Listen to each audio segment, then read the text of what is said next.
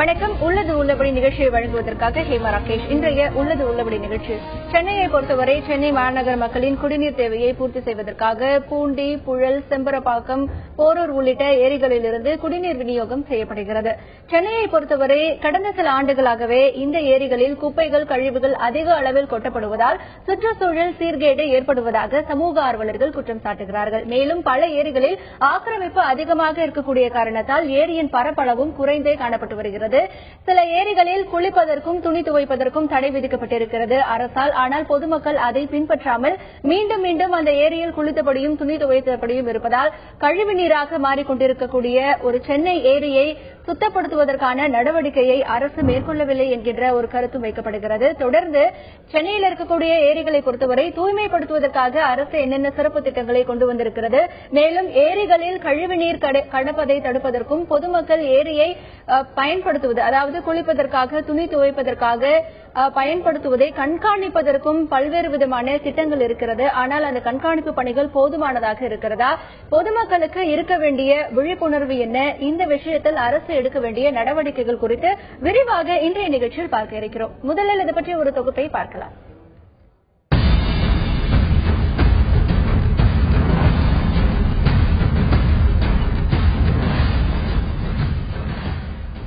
சென்னைக்கு குடிநீர் வழங்கும் ஏரிகளில் புழல், சோழவரம், பூண்டி, செம்பரம்பாக்கம், போரூர் ஆகிய ஏரிகள் முக்கிய பங்கு வகிக்கின்றன.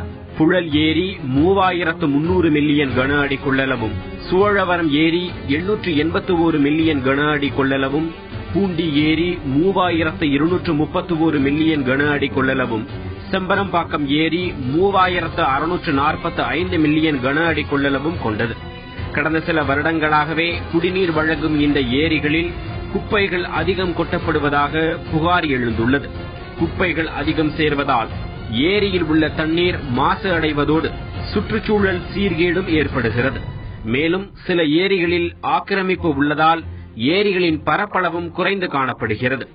ஏரி கரையோரங்களில் கழிவுகள் காணப்படுவதால் ஏரியை சுற்றியுள்ள குடியிருப்புகளில் கொசு தொல்லை அதிகமாகி பல்வேறு நோய்களுக்கு வழிவகுக்கிறது.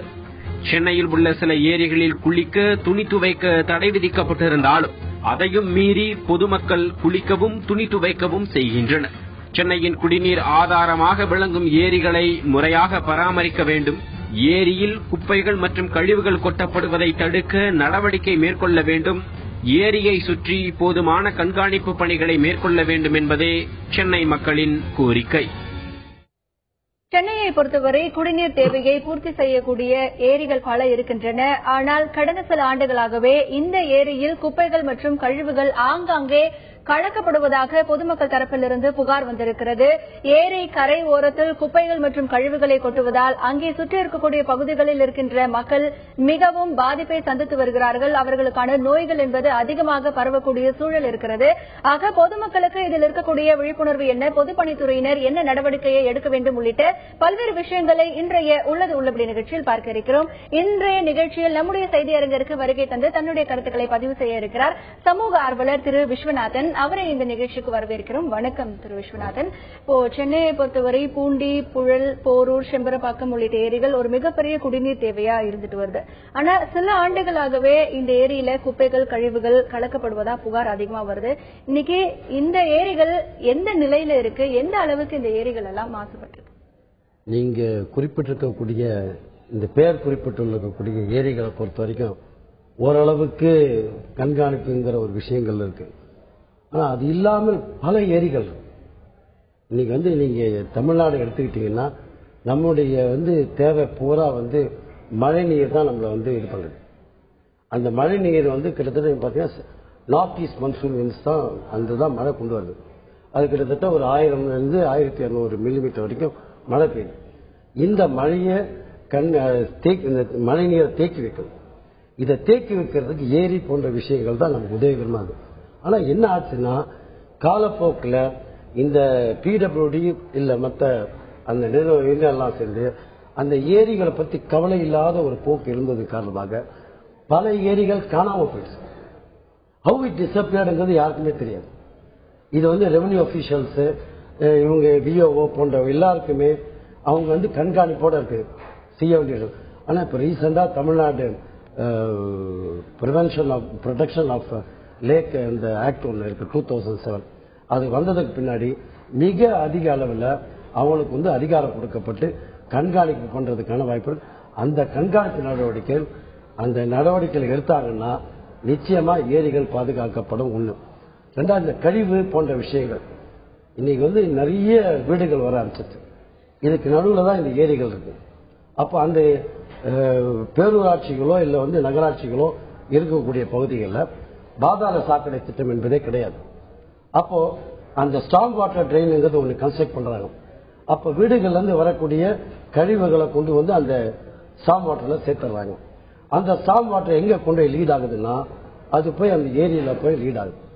அது ஏரியில போய் லீட் ஆகும்போது அங்க வந்து சிவேஜ் வாட்டருடைய ஒரு சேர்க்கும் இடமாக மாறிவிடுது.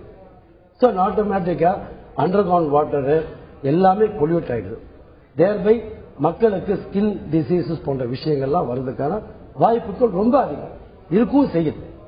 தொடர்ந்து பேசலாம் திரு விஸ்வநாதன். சென்னையில் இருக்கக்கூடிய பல ஏரிகள் என்று காணாமல் போயிருக்கக்கூடிய சூழ்நிலை இருக்கின்றன. மேலும் இப்பொழுது இருக்கக்கூடிய ஏரிகள் என்று பார்க்கும்பொழுது குடியிருப்பு மத்தியில் இந்த ஏரிகள் அமைந்திருக்கிறது. அதில் பல இடங்களில் பாதாள சாக்கடை திட்டம் இல்லாத காரணத்தினால் அந்த பகுதியில் இருக்கக்கூடிய கழிவு நீர் நேரடியாக ஏரிகளில் வந்து சேரக்கூடிய அபாயங்கள் அதிகமாகவே இருக்கின்றன. மேலும் இந்த ஏரிகளில் கழிவு நீர் கலப்பதனால் அதை முறையாக கண்காணிக்கக்கூடிய, அதை தடுக்க மற்றும் கண்காணிக்க பொதுப்பணித்துறைக்கு போதுமான அதிகாரங்கள் வழங்கப்பட்டிருக்கிறது. ஆனால் அதிகாரிகள் அதில் நடவடிக்கை எடுக்கப்படவில்லை என்கின்ற ஒரு கருத்து பதிவு செய்யப்படுகிறது. தொடர்ந்து இது பற்றி திருவள்ளூர் பகுதியில் இருக்கக்கூடிய மக்கள் தங்களுடைய கருத்துக்களை பதிவு செய்திருக்கிறார்கள். கேட்கலாம். இருக்கிற தண்ணியும் வந்து பாத்தீங்கன்னா நம்ம மக்கள் வந்து அது சுகாதாரமா வச்சுக்கிறது இல்ல. இந்த கோழி இறைச்சி, கழிவுகள், குப்பைகள் எல்லாம் எடுத்து போயிட்டு அந்த புழல் ஏரியில கொட்டுறாங்க. அது மாதிரி லாரிகள் எடுத்து போய் கழுவுறாங்க. இதனால சுகாதார கேடுகளும் ஏற்படுது. மக்களுக்கு சென்னைக்கு குடிக்கிற தண்ணி போறதுனால இந்த பொதுமக்கள் வந்து நம்மளும் ஒரு விழிப்புணர்வோடு அதை பாதுகாக்கணும். அரசு அனுமதி இல்லாம அவங்களா ஒரு 3-4 மோட்டர் வச்சு வாட்டர் கம்பெனி யூஸ் பண்ணிக்கிறாங்க. மற்றும் இறால் வளர்ப்பு, மீன் வளர்ப்பு அவர் பண்ண வச்சிருக்காப்புல.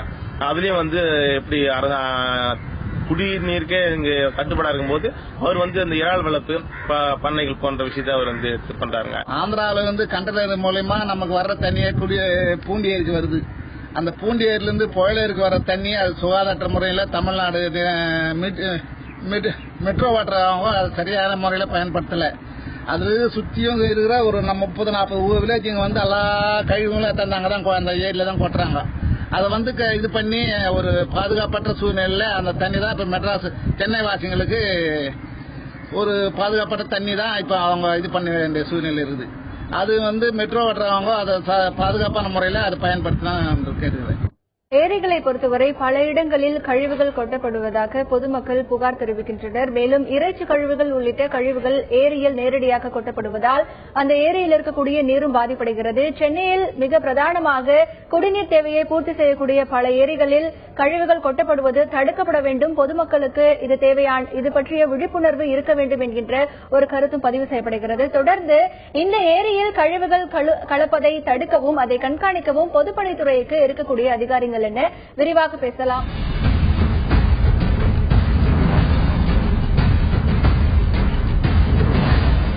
சென்னையில் இருக்கக்கூடிய ஏரிகள் நிலை பற்றியும் ஏரிகளில் தற்பொழுது கழிவுகள் கொட்டப்படுவதால் பொதுமக்களுக்கு ஏற்படக்கூடிய பாதிப்புகள் மற்றும் அதிகாரிகள் மேற்கொள்ள வேண்டிய பணிகள் குறித்து விரிவாக விவாதித்து வருகிறோம். திரு விஸ்வநாதன் அவரிடத்தில் கேட்கலாம். சார், இப்ப ஏற்கனவே நீங்க வந்து சொன்னீங்க இந்த ஏரியில கண்காணிப்பு பணிகள் என்பது போதுமானதாக இல்லை, பொதுப்பணித்துறையினர் கண்காணிப்பு பணிகளை முறைப்படுத்த வேண்டும் அப்படின்னு சொன்னீங்க. இப்போ பொதுப்பணித்துறைக்கு இருக்கக்கூடிய இந்த விஷயத்தில் இருக்கக்கூடிய அதிகாரங்கள் என்ன மாதிரியான கண்காணிப்பு பணிகளை மேற்கொள்ளணும்னு நினைக்கிறீங்க? அதாவது பிடபிள்யூடியை பொறுத்த வரைக்கும் அந்த regular visit to the lakhs, அவங்க கண்ட்ரோல் இருக்கக்கூடிய லேக்ஸ் எல்லாம் அவங்க ப்ராப்பரா விசிட் பண்ணும். ஒன்று. ரெண்டாவது, எல்லா வில்லேஜுகளும் வில்லேஜ் அட்மினிஸ்ட்ரேட்டிவ் ஆபீசர்னு ஒருத்தர் இருக்கார். அவரும் வந்து இந்த மாதிரி ஏரிகளை கண்காணிக்கணும், பாதுகாக்கணும். மூணாவது, இந்த ஏரி சுத்தி இருக்கக்கூடிய கழிவு சம்பந்தமா வருகிற பொழுது ஒரு அர்பனைசேஷன், எந்த விதமான ஃபெசிலிட்டி இல்லாத ஒரு அர்பனைசேஷன் வரும் பொழுது, இன்னைக்கு பாத்தீங்கன்னா இப்ப நான் இருக்கக்கூடிய பகுதி வந்து சிட்லப்பாக்கம். எனக்கு மேல வந்து நீங்க அந்த சைட் பாத்தீங்கன்னா தாம்பரம், இந்த சைட் பாத்தீங்கன்னா செம்பாக்கம் போன்ற இந்த 3 இடத்திலுமே வந்து பாதாள சாக்கடை திட்டம் என்பது கிடையாது. அப்போ அந்த வீடுகள்ல இருந்து வரக்கூடிய கழிவுகள், அந்த சீவேஜ் எல்லாமே எங்க கொண்டு போய் அவங்க சேர்ப்பாங்க? சோ அரசாங்கத்தை பொறுத்த வரைக்கும் முதல்ல செய்ய வேண்டிய விஷயம் என்னன்னா, இந்த தாம்பரத்துக்கு ஒட்டி இருக்கக்கூடிய எல்லா பேரூராட்சிகளும் நகராட்சிகளும் ஒருங்கிணைத்து ஒரு மாநகராட்சியை உருவாக்கி அந்த மாநகராட்சியின் மூலமாக ஒரு கூட்டாக திட்டங்கள் அண்டர் கிரவுண்ட் சீவேஜ் சிஸ்டம் போன்ற திட்டங்கள் கொண்டு வந்து இந்த கழிவுகள் எல்லாம் வெளியேற்றுவதற்கான ஒரு ஏற்பாடுகளை பண்ணால் இந்த ஏரிகள் பாதுகாக்கப்படும். முதல் விஷயம். இரண்டாவது, ஏரியை பொறுத்த வரைக்கும் பாதுகாக்கிற முழு பொறுப்பு பிடபிள்யூடி தான். பிடபிள்யூடி cannot say இல்ல நான் பண்ண முடியாது, பண்ண மாட்டோம் அப்படிங்கிற நிலைப்பாடு இருக்க முடியாது. அதே மாதிரி வில்லேஜ் அட்மினிஸ்ட்ரேட்டிவ் ஆபீசர்ஸ் இவங்களுக்கெல்லாம் ஒரு பெரிய ரோல், ரெவன்யூ ஆபீசர்ஸ் இவங்களுக்கெல்லாம் ஒரு பெரிய ரோல், லோக்கல் பாடிக்கும் அந்த ரோல் இருக்கு. அதே மாதிரி பொதுமக்களும் விழிப்புடன் இருந்து இந்த பிரச்சனைகளை அரசாங்கத்துடைய கவனத்துக்கு கொண்டு வர வேண்டிய பொறுப்பும் பொதுமக்களுக்கு அதிகமா இருக்கு. தொடர்ந்து பேசலாம் திரு விஸ்வநாதன். ஏரிகளை பாதுகாப்பது தொடர்பான விஷயத்தில் பொதுப்பணித்துறைக்கு மிக முக்கியமான ஒரு பொறுப்பு இருக்கிறது. அதே நேரத்தில் ஒவ்வொரு பகுதியினுடைய கிராம நிர்வாக அலுவலருக்கும் இந்த பொறுப்பு இருக்கிறது. அதோடு பொதுமக்களின் ஒத்துழைப்பு என்பது இந்த ஏரியை பாதுகாப்பதில் மிகவும் அவசியம் என்று இங்கே வலியுறுத்தப்படுகிறது. தொடர்ந்து செங்கல்பட்டு பகுதியில் இருக்கக்கூடிய மக்கள் இது பற்றி தங்களுடைய கருத்துக்களை பதிவு செய்திருக்கிறார்கள். கேட்கலாம். குண்டூர் ஏரி ஏற்கனவே ஆக்கிரமிப்புல இருக்கு. அது பிஎஸ்என்எல் அலுவலகத்தில் மற்ற வீடுகள் எல்லாம் கட்டப்பட்டிருக்கிறது. மோராலஸ் அந்த ஏரியே மூடி மறைக்கக்கூடிய மூடக்கூடிய சூழ்நிலையில அது இருக்குது. அது இருந்ததுன்னா நிறைய பேருக்கு தண்ணி பூமியினுடைய ஈரத்தின் மூலமாக தண்ணி நிறைய பேருக்கு கிடைக்கும். அது ஒரு ஒன்று. மூன்றாவதாக என்ன கேட்டீங்கன்னா, அண்ணா நகருக்கும் காமராஜர் நகருக்கும் இடையில ஒரு ஏரி. அந்த ஏரி இருக்கிறதா இல்லையா என்பது ஒரு கேள்விக்குறியா இருக்கு. அதனால போர்ல அந்த மக்களுக்கு இன்னும் சரியா தண்ணி கிடைக்காத ஒரு சூழ்நிலை இருக்கு. இப்படி செங்கல்பட்டு நகரத்திற்கே தண்ணீர், பூமியிலிருந்து கிடைக்கக்கூடிய தண்ணீர் கிடைப்பதே ஒரு கேள்விக்குறியான ஒரு சூழ்நிலையில் இன்னைக்கு மக்கள் வாழ்ந்து கொண்டிருக்கிறார்கள். நகரத்தில் ஓடக்கூடிய சாக்கடை நீர் எல்லாம் புலவா ஏரியில் கலப்பதால் அங்கு இருக்கக்கூடிய மீன்கள் செத்து நீர் கெட்டு போய் அந்த நீரை மக்கள் குளிப்பதற்கோ குடிப்பதற்கோ பயனற்றதாக இருந்து வரக்கூடிய ஒரு கேவலமான நிலை என்பது இந்த நகராட்சி நிர்வாகத்தினுடைய இன்மையினால் ஏற்படுகிறது. அதே போல செங்கல்பட்டு நகரத்தில் உள்ள குண்டூர் ஏரி, இன்று குண்டூர் ஏரி எங்கே இருக்குது என்பதே தெரியவில்லை. அரசு நிறுவனமான பிஎஸ்என்எல் அலுவலகமே அந்த ஏரிக்குள்ளதான் இருக்கக்கூடிய சூழல் இருக்கிறது. அதுவும் இல்லாமல் அந்த ஏரியை சுற்றியுள்ள பல வீடுகள் தனிநபர்களால் ஆக்கிரமிப்பு செய்யப்பட்டுள்ளது. கடந்த ஒரு வாரங்களுக்கு முன்பாக செங்கல்பட்டு சாலை மையப்பகுதியில் உள்ள சாலை, பழைய பேருந்திலிருந்து மருத்துவமனை வரை உள்ள சாலை ஆக்கிரமிப்பாக இருக்குது என்று சொல்லி 2 புறமும் ஆக்கிரமிப்பு அகற்றிய அரசு நிர்வாகம் இந்த ஏரிகளை பாதுகாப்பதற்காக ஏரியை சுற்றியுள்ள ஆக்கிரமிப்புகளை அகற்றி நிலத்தடியை தூர்வாரி நீரை பாதுகாத்தால் செங்கல்பட்டு நகரம் முழுவதும் மக்களுக்கு தூய்மையான நீர் விநியோகிக்கப்படும். தற்பொழுது அந்த பகுதியில் இருக்கக்கூடிய மக்கள் தங்களுடைய கருத்துக்களை பதிவு செய்திருக்கிறார்கள். தொடர்ந்து திரு விஸ்வநாதன் அவர்களிடத்தில் கேட்கலாம். சார், இப்போ அங்க இருக்கக்கூடிய மக்கள் சொன்ன மாதிரி ஏரி பாதுகாப்பு அப்படிங்கிற விஷயத்துல இப்ப ஆக்கிரமிப்பு அப்படிங்கறது ரொம்பவே அதிகமா இருக்கு. பல இடங்கள் இப்ப போரூர் ஏரியில கூட ஆக்கிரமிப்பு அதிகமா இருக்கிறதுனால அங்க பல பிரச்சனைகள் காணப்பட்டு வருது. ஆக இந்த ஆக்கிரமிப்புகளை அகற்ற பொதுப்பணித்துறையினர் என்ன நடவடிக்கைகள் எல்லாம் எடுக்கலாம்? இதுவரைக்கும் நடவடிக்கைகள் ஏதாவது எடுத்திருக்காங்க? அதாவது அதான் சொன்ன 2007 வந்திருக்கக்கூடிய அதனுடைய அந்த சட்டம், அதனுடைய ரூல்ஸ் அது எம்பவர் பண்ணுது, அதிகாரிகளுக்கு எம்பவர் பண்ணி கொடுத்திருக்கு. ஆனா நடவடிக்கை தான் தேவைப்படும். They should have the will to execute what is provided in the act. அதுதான் பெரிய விஷயம். ஒண்ணு. ரெண்டாவது, நீங்க சொல்லக்கூடிய கேட்கக்கூடிய விஷயம் லேண்ட் என்க்ரோச்மெண்ட் ஆக்ட் 1905, அதுலயும் ப்ரொவிஷன் இருக்கு. இன்னைக்கு சட்டம் என்பது இருக்கு, ஆனா சட்டத்தை அமுல்படுத்துவதுதான் கேள்விக்குரிய காரணம் என்ன? எல்லா சட்டங்களுமே இருக்கு, இதை நடைமுறைப்படுத்துவதற்கான வழிகளும் இருக்கு, ஆனா பல இடங்கள்ல நடைமுறைப்படுத்தல. நீங்க செங்கல்பட்டு காஞ்சிபுரம் மாவட்டத்தை நீங்க எடுத்துட்டீங்கன்னா கிட்டத்தட்ட 2000 மிகப்பெரிய ஏரிகளும் கிட்டத்தட்ட 4000 சிறிய ஏரிகளும் இருந்ததாக புள்ளி வரும். ஆனா இன்னைக்கு எத்தனை ஏரி இருக்குங்கிறது பல பேருக்கு தெரியாது. தொடர்ந்து பேசலாம் திரு விஸ்வநாதன். தற்பொழுது இருக்கக்கூடிய சூழ்நிலையில் இந்த ஏரியை பாதுகாப்பதற்காக பல்வேறு சட்டங்கள் இருந்தும் கூட அதை வைத்து முறையான ஒரு நடவடிக்கைகள் எடுக்கப்படவில்லை என்கின்ற ஒரு குற்றச்சாட்டு வைக்கப்படுகிறது. தொடர்ந்து அரசு இதில் மேற்கொள்ள வேண்டிய நடவடிக்கைகள் குறித்து விரிவாக பார்க்கலாம்.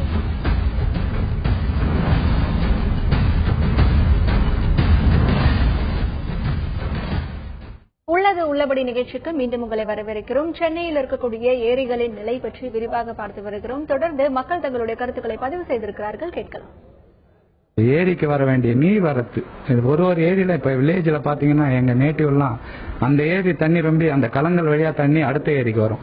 அப்படியே ரொட்டீனா மதுராந்தகம் ஏரிக்கு அப்படி போய் கடல்ல போய் கடைசியா கடல் அது கொஞ்சம் தான் போகும். இன்னைக்கு நீர் வரத்து பகுதி ஃபுல்லாவே ஆக்கிரமிப்பு ஆயிடுச்சு.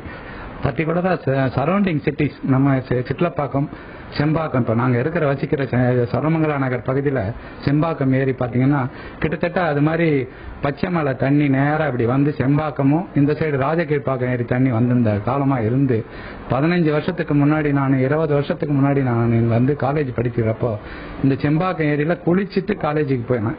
இன்னைக்கு அந்த ஏரி உள்ள போய் நிற்க கூட முடியாது, அவ்வளோ கொசு, சாக்கடை தண்ணி. பல்லாவரம், சிட்லப்பாக்கம், செம்பாக்கம் 3 நகராட்சி பேரூராட்சியினுடைய சாக்கடை தண்ணி எல்லாம் அதுலதான் விடுறாங்க. ஃபர்ஸ்ட் எல்லாம் செம்பாக்கம் ரொம்ப நல்லா ஃபுல்லா வாட்டரோட சேர்ந்து நல்ல விதமா எல்லாமே இருந்தது. ஆனா கொஞ்சம் கொஞ்சமா என்னாச்சு, அது பராமரிப்பு கொஞ்சம் போயிடுச்சு. பராமரிப்பு போனதுனால ஆச்சு இது கழிவு கொண்டு போய் விடுறது, அப்புறம் குப்பையை கொட்டுறது, நிறைய பக்கத்தில் இருக்கிற நகராட்சி குப்பையை கொட்டுறது. அதை நம்ம அசோசியேஷன், சரவங்கலா ரெசிடென்ஸ் அசோசியேஷன் என்ன பண்ணிச்சு, தடுத்து நேராவே வர வண்டி எல்லாம் தடுத்தோம். இங்கேமாவே வர வண்டி எல்லாத்தையும் தடுத்து இங்கே குப்பை இந்த பக்கம் குப்பை கொட்டுறதை நிறுத்திட்டோம். நாங்கள் ஒரு ஸ்டேஜில் பல்லாவரம், சிட்லப்பாக்கம் குப்பைகளை கொட்டுறதை நிறுத்தியாச்சு. செம்பாக்கம் குப்பைகள் இங்க இந்த பக்கம் வராது, அது மாதிரி பண்ணிட்டோம். பொதுமக்களின் கருத்தை பார்த்தோம். தொடர்ந்து திரு விஸ்வநாதன் அவர்களிடத்தில் பேசலாம். சார், இப்ப இருக்கக்கூடிய சூழ்நிலையில ஏரியில கழிவுநீர் சேர்றது, குப்பைகள் கொட்டுறது ஒரு பக்கம், அது பொதுமக்களுக்கு விழிப்புணர்வு வேணும், அதிகாரிகள் நடவடிக்கை எடுக்கணும்னு பேசிட்டு இருந்தோம். இப்ப இருக்கக்கூடிய ஏரிகள்ல முழு கொள்ளளவு நிரம்புவதற்கான வாய்ப்புகள் ரொம்பவே குறைவா இருக்கு. அப்போ அந்த ஏரியில் நீர் சேமித்து வைப்பதற்கான என்னென்ன வழிமுறைகள் எல்லாம் ஃபாலோ பண்ணணும்னு நினைக்கிறேன்? அதாவது நான் ஏற்கனவே சொன்ன மாதிரி கிட்டத்தட்ட காஞ்சிபுரம் மாவட்டத்தில் 6000 ஏரிகள் இருக்கு. அதில் 2000 பெரிய ஏரிகள் இருக்கு. இன்னைக்கு அந்த ஏரிகள்லாம் டீஸ்லிட் பண்ணும், அதை டீபெண்ட் பண்ணி அந்த ஸ்டோரேஜ் கெப்பாசிட்டியை இன்க்ரீஸ் பண்ணும். இன்க்ரீஸ் பண்ணும்போது அந்த வாட்டரை நம்ம அதை ஸ்டோர் பண்ணி வைக்க முடியும். அந்த வாட்டர் ஸ்டோர் பண்ணி வைக்கிறதுனால அது ரீசார்ஜ் பண்ணும். கிரவுண்ட் வாட்டர் ரீசார்ஜ் பண்ணி அதுக்கப்புறம் அருகாமையில் இருக்கக்கூடிய எல்லா கிணறுகளுக்கும் அந்த வாட்டர் ஸ்ப்ரெட் ஆகும். ஸோ அதனால எல்லா ஏரிகளும் ரீசார்ஜ். இந்த குப்பை கொட்டுற சம்பந்தமா பொதுவாக என்கரேஜ்மெண்ட் எங்க ஆரம்பிக்குதுன்னு கேட்டீங்கன்னா, முதல்ல குப்பை கொட்டுறதுல தான் ஆரம்பிக்கும். கொஞ்சம் கொஞ்சமா அந்த பண்டில குப்பையை போட்டு ஸ்லோவா அந்த குப்பை அப்படியே ஏரிக்குள்ள என்கரேஜ் ஆகும். அது என்கரேஜ் ஆகும்போது என்ன ஆகும்னா, ஸ்லோலி வீடுக்கு கஷ்டப்படக்கூடியவங்க, இன்னைக்கு சாதாரண வெளியில இருந்து பல பேர் இன்னைக்கு வீடு இல்லாம தவிக்கிறாங்க. அவங்க இந்த மாதிரி இடங்கள்லாம் பார்க்கும்போது அந்த இடத்தை ஆக்கிரமிப்பு பண்ணுறதுக்கான வாய்ப்புகள் அதிகமா இருந்து, அதனால உங்களுக்கு அந்த ஏரியினுடைய கெப்பாசிட்டி என்பது ஸ்டோரேஜ் கெப்பாசிட்டி. ஒரு சின்ன உதாரணம் சொன்னா, கிட்டத்தட்ட 1 crore square meters water spread storage spread area இருக்கு. இன்னைக்கு ஆல்மோஸ்ட் 50% தான் வாட்டர் ஸ்டோரேஜ் கெப்பாசிட்டியே இருக்கு அந்த ஸ்ப்ரெட் ஏரியா. ஸோ அப்படின்னு சொன்னா பாப்புலேஷன் இன்க்ரீஸ் ஆகுது, வாட்டர் நீட் இன்க்ரீஸ் ஆகுது, but the storage capacity is slowly coming down. அப்படி ஆகும்போது இதனுடைய பாதிப்புகள் கட்டாயமா இருக்கும். அதே மாதிரி கழிவு பொறுத்த வரைக்கும் ஒரே ஒரு விஷயம், என்ன விஞ்ஞான முயற்சி பத்தி நம்ம விஞ்ஞானத்தில் அந்த முன்னேற்றம் அடைஞ்சு இந்த முன்னேற்றம் அடைஞ்சு நம்ம பேசுறோம். பட் ப்ராப்ளம் என்னன்னா, இந்த கார்பேஜை ப்ராப்பரா டிஸ்போஸ் பண்ணி அதை ரீயூஸ் பண்ணி ரீசைக்கிள் பண்ணி அதை ரீ எனர்ஜியா கன்வெர்ட் பண்ற அதுல நாம சக்சஸ் அடையாத வரைக்கும் எந்த வித விஞ்ஞான முன்னேற்றமும் மக்களுக்கு பலன் அளிக்காது. இன்னைக்கு பிளாஸ்டிக் ரோடுங்கிற வார்த்தையை யூஸ் பண்றாங்க, பட் பிளாஸ்டிக் எல்லாம் ரோடுக்காக யூஸ் பண்ண முடியுதா? இல்ல. அதே மாதிரி குப்பையை கொண்டு போயிட்டு எலக்ட்ரிசிட்டி ஜெனரேட் பண்ணுவோம்னு சொல்றாங்க, பட் எலக்ட்ரிசிட்டி நம்மளால ஜெனரேட் பண்ண முடியுதா? இதெல்லாம் வெறுமனே ஒரு வார்த்தைகளாக மட்டும்தான் இருக்குமே தவிர இதை அமுல்படுத்துவது என்பதுதான் ஒரு பெரிய சக்சஸ் கொண்டு விட. இல்லைன்னா ஒவ்வொரு லோக்கல் பாடியிலையும் பல டன் கார்பேஜ் நாம ப்ரொடியூஸ் பண்றோம். உங்களுடைய தகவல்களுக்கு நன்றி திரு விஸ்வநாதன். சென்னையில் இருக்கக்கூடிய ஏரிகளின் நிலையை பொறுத்தவரை கவலை அளிக்கக்கூடிய ஒரு சூழ்நிலையில் இருக்கிறது. மேலும் பல ஏரிகளில் குப்பைகள் மற்றும் கழிவுகள் நேரடியாக ஏரிகளில் சேர்வதால் சுற்றுச்சூழல் சீர்கேடு ஏற்படுகிறது. இதை தடுப்பதற்காக பொதுப்பணித்துறையினருக்கு அதிகாரம் வழங்கப்பட்டும் கூட அதற்கான நடவடிக்கைகள் தீவிரமாக மேற்கொள்ளப்படவில்லை என்கின்ற ஒரு குற்றச்சாட்டும் இருக்கிறது. பல இடங்களில் ஏரிகளில் ஆக்கிரமிப்பு என்பதும் அதிகமாக இருக்கிறது. ஏரிகளில் குப்பையை கொட்டுவது குறித்த ஒரு விழிப்புணர்வு பொதுமக்களிடத்தில் இல்லை என்கின்ற ஒரு குற்றச்சாட்டும் இங்கே பதிவு செய்யப்படுகிறது. மேலும் இது ஒரு பக்கம் இருக்க, இன்னொரு பக்கம் சென்னையில் இருக்கக்கூடிய ஏரிகளின் கொள்ளளவு என்பது நாளுக்கு நாள் சுருங்கி வருகிறது. இப்படி கொள்ளளவு மேலும் மேலும் சுருங்கும் பொழுது வருங்காலத்தில் மக்கள் சந்திக்கக்கூடிய பாதிப்புகள் என்பது மிகவும் அதிகமாக இருக்கும். ஆகவே இவற்றையெல்லாம் கருத்தில் கொண்டு அரசு இந்த விஷயத்தில் கவனம் செலுத்தி உடனடியாக நடவடிக்கைகளை மேற்கொள்ள வேண்டும் என்பதே ஒட்டுமொத்த சமூக ஆர்வலர்களின் குரலாக இங்கே பதிவு செய்யப்படுகிறது. இந்த நிகழ்வில் பங்கேற்று தன்னுடைய கருத்துக்களை பதிவு செய்த திரு விஸ்வநாதன் அவர்களுக்கு நன்றி. மீண்டும் ஒரு உள்ளது உள்ளபடி நிகழ்ச்சியில் சந்திக்கலாம்.